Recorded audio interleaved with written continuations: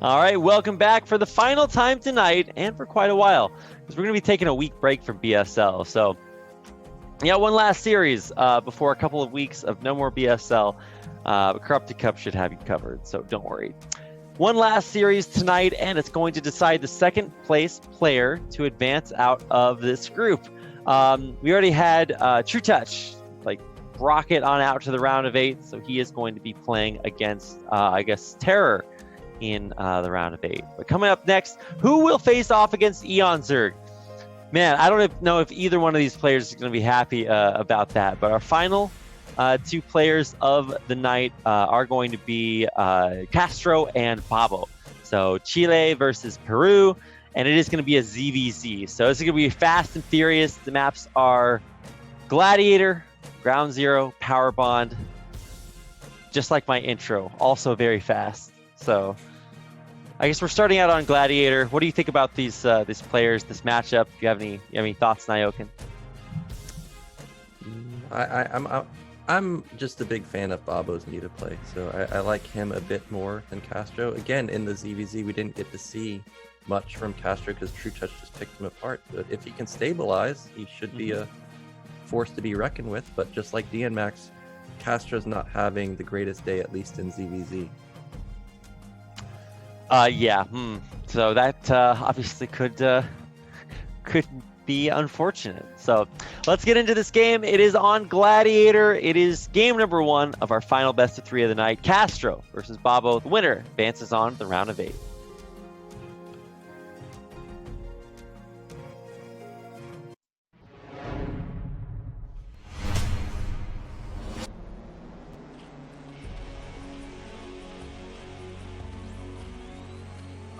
All right, here we go in the upper left hand corner of Gladiator. In the magenta, this is babo. In the top right, we've got the orange Zerg. It is CaStrO. You know, I'm really excited for Corrupted Cup next week, not just because Mr. Ardogod is going to be there, but because if you look at the lineups, it's basically BSL in an offline tournament. Like, everybody on that list was in BSL, whether they're in Pro League or Ghost League. Like, it's just going to be a huge BSL event, essentially, except for $10,000. It's going to be pretty sick.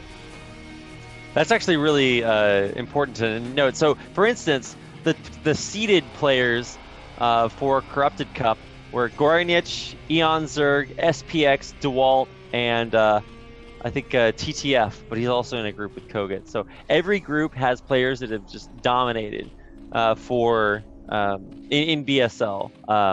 So it's just absolutely insanely stacked. Also, if you compare it to the previous 20th anniversary event, which was run there by Rustbrain as well, it's almost the same, like, top 8 players with the exception of no Korean players.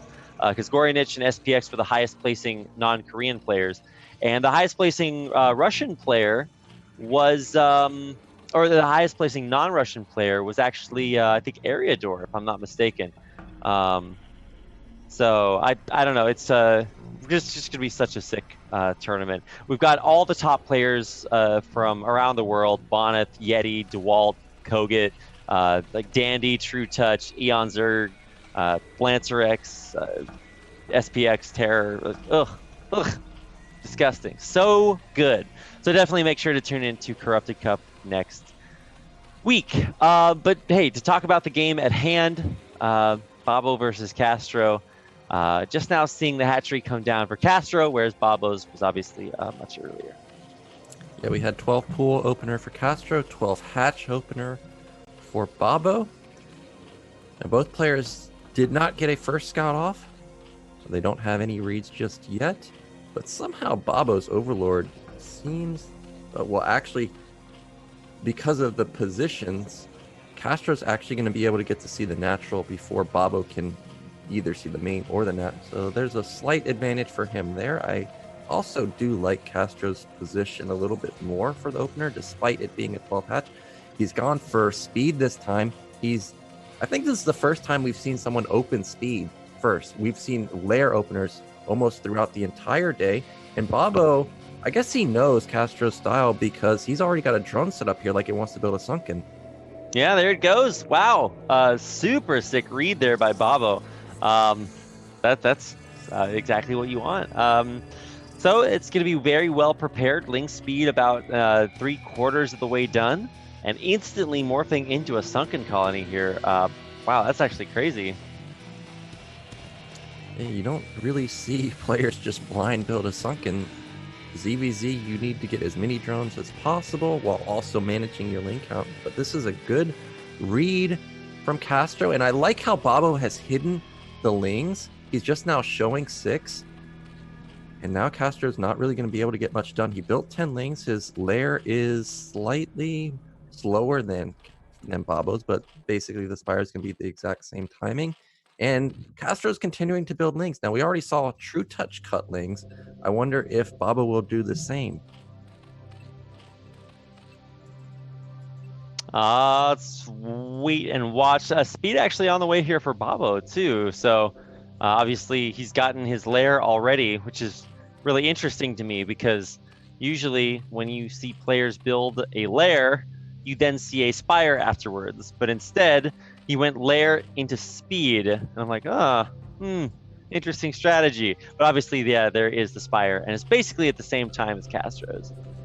Well, CaStrO, I think, is going to attack because he just put down his spire, but he was building lings nonstop. And Babo's lings are in production, but they're not out just yet. There's a lot of lings for CaStrO, like 24 versus maybe 16. Here we go.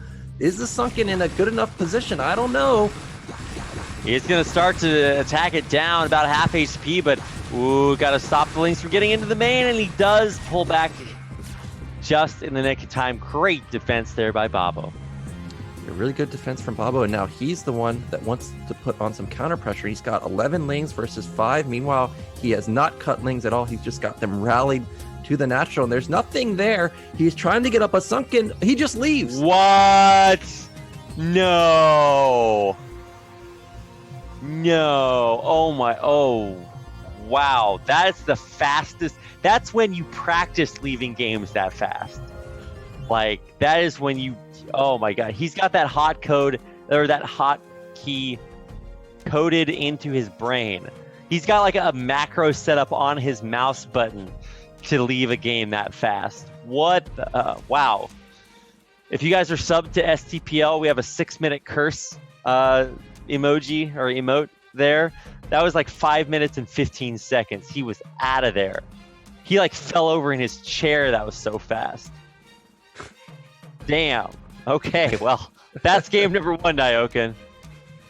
Yeah, he didn't even try to hold it. This is a tournament too. Like, this is the deciding match. So I don't know, maybe just CaStrO's out of it today. It's not a good sign when you're just like insta leaving, no GG. That's like a bad mindset to have. So I'm a bit worried for him.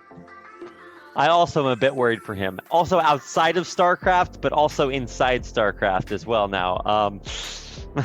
Somebody check on him, make sure he's okay. This is a rough series. But hey, it's only game number 1.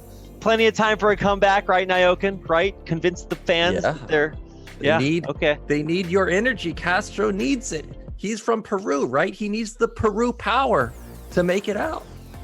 Only because of rotating brownouts in the country. But yes, also your emotional power as well. Maybe he's tired of... never mind. We're getting into game number 2 on Ground Zero. So obviously a much different map style than Gladiator. Let's do it. Game number 2 between CaStrO and Babo. Babo 1 game away from advancing on to the round of 8.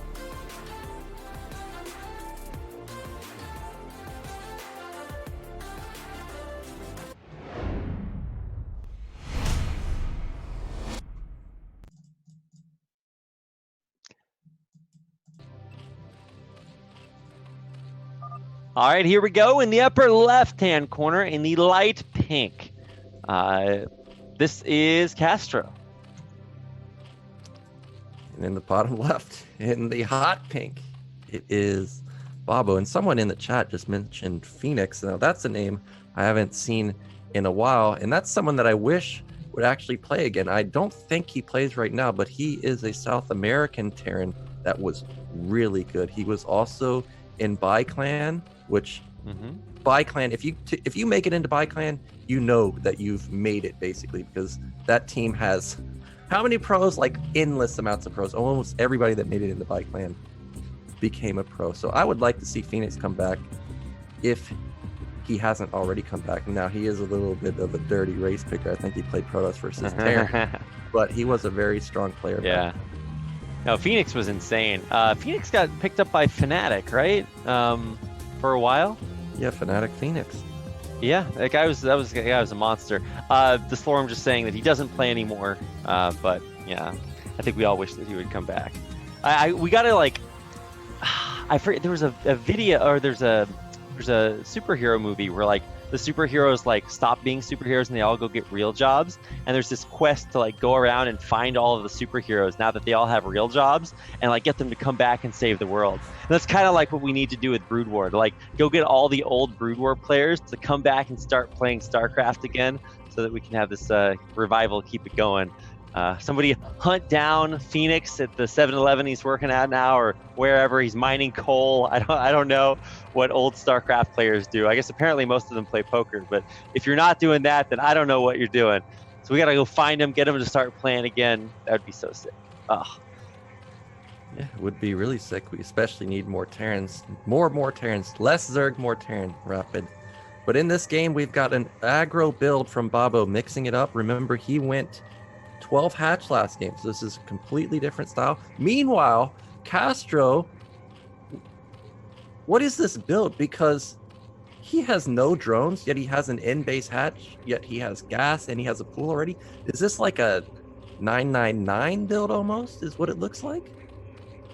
I think it was 10 hatch. Usually you 10 hatch at another, your natural, but I think this is just Zerg Rush, right? Zergling, like just mass Zergling flood.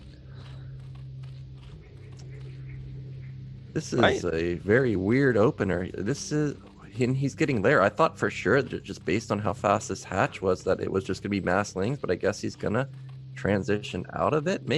I may have just read this completely wrong. I don't know, but Babo, he's got his Spire coming up pretty soon. Lair's about to finish. Meanwhile, CaStro's about halfway along with the Lair, and he's doing what he does every time. He's not going to try and push the issue with lings. He's just building drones.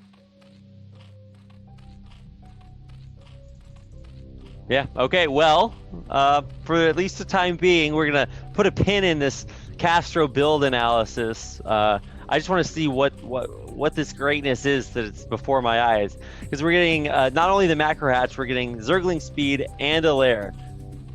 So I'm going to let, Jesus take the wheel on CaStro's build. On the other side, I think it makes a little bit more sense to just see Spire on the way, macro hatch coming in afterwards at a normal timing, and they should both pop with 6 larvae ready to go for mutas once the Spire finishes. Actually, CaStrO is building more lings, and I don't know if he'll actually be able to get... Well, he does have a lot of lings just like he did last time, but Babo gonna have the ramp advantage. He's consistently building lings himself out of one hatch. I really don't think that this is gonna work. And is speed even done? Okay, speed just kicked in, but still. Oh, well, Babo, he needs to get his lings on the ramp. He sees it coming. There he goes. I don't think he's gonna lose this fight. He should be good to go. His Spire's almost done also. CaStrO Spire is far along too, though.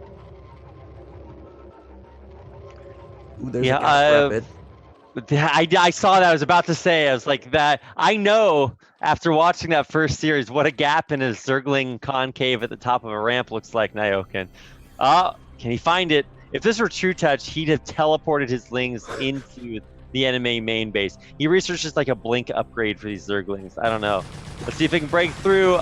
Surprisingly, it's not True Touch playing, so the lings actually have to fight each other.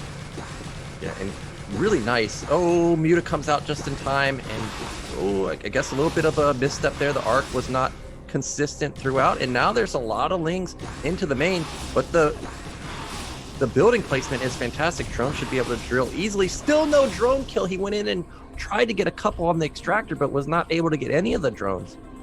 Wow, that's amazing. And you're right, it is just mass lings coming out of CaStrO. He does have mutas on the way, but not as many as you'd expect because he spent so many larvae getting these lings out. However, they have dodged all the overlords, and so Babo has no idea mass lings are about to flood into his base. There's only one muta left at home.